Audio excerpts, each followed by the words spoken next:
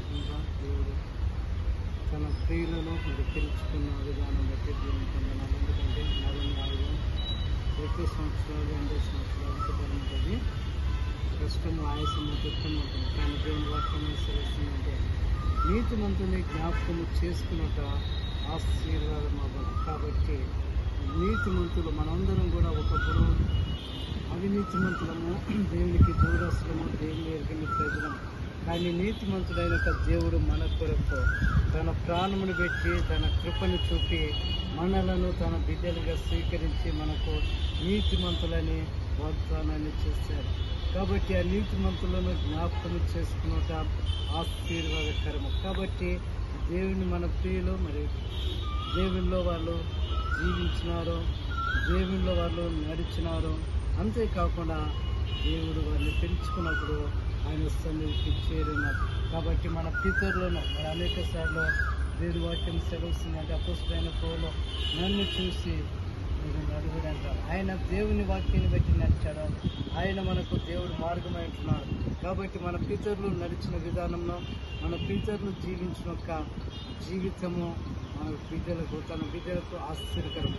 కాబట్టి అతి ఆశీర్వాదకరము జీవితం మనకు ఉండాలంటే మనము కూడా దేవుని యొక్క మార్గంలో, సత్యంలో, జీవంలో నడుస్తూ ప్రభు అయిన యేసు క్రీస్తును వెంబడిస్తూ ఆయన సాక్షులుగా మనం జీవించినట్టయితే దేవుడు తన కృపనిస్తాడు.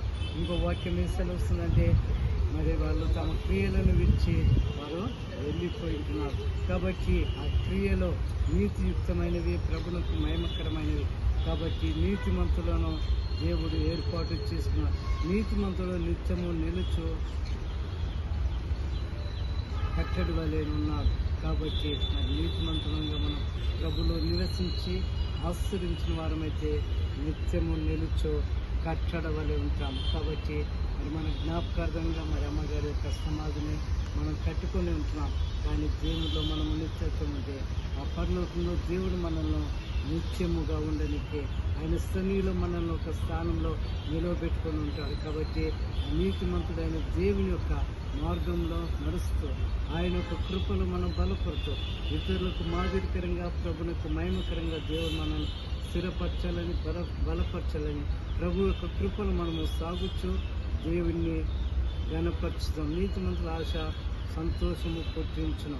కాబట్టి నీతిమంతుల ఆశ, నీతిమంతులు ఎవరు? దేవుని విశ్వసించిన వారు, దేవునిలో తమ వస్త్రంలో ఉతుకున్నవారు, ప్రభు మార్గంలో నడిచినవారు. కాబట్టి మనము కూడా అట్టి నీతిమంతుని యొక్క ఆశ, నీతిమంతుని యొక్క మార్గంలో, నీతిమంతుని యొక్క కృపలో సాగుచూ ప్రభును మనము మహిమపరుస్తూ ఆయన బిడ్డలంగా ఈ లోకంలో మనము జీవించాము. దేవుడు తన మాటలను దీవించును గాక.